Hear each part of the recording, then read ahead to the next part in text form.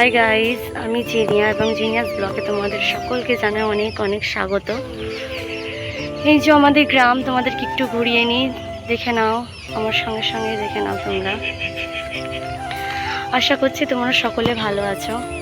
আমি ভালো নেই, সেরকম ভয় পাচ্ছি। এটা তো আমার জীবনের প্রথম ব্লগ, সেই জন্য একটু একটু নার্ভাস আছি। জানি প্রথম প্রথম এরকম হবে। আর আমার এই চ্যানেলে তোমরা দেখতে পাবে আমি কিভাবে আমার জীবন কাটাই, সারাদিন আমি কি করি। আমার একটা বাচ্চা আছে, আমি আমার বাচ্চাটা কিভাবে কেয়ার করি, সেগুলো সবই আমি আপনাদের সঙ্গে শেয়ার করব।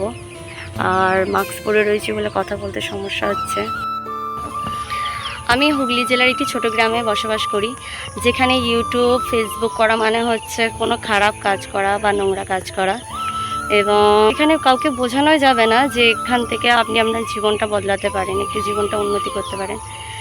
এখানের মানুষের মানসিকতা এরকমই। আর তাছাড়া মাস্ক করে রয়েছি ওই কারণেই, কারণ কি জানেন তো, অনেক সাফল্যে আপনার পাশে অনেক মানুষ দাঁড়াবে, কিন্তু যদি না আমি সফল হতে পারি, আমার বাবা মা, আমি ফ্যামিলি নিয়ে থাকি, আর তাদেরকে অনেক কথা শুনতে হবে যে তোমার মেয়ে নেটে এটা ছাড়ে ওটা ছাড়ে। সেই জন্য মাস্ক পরে করছি।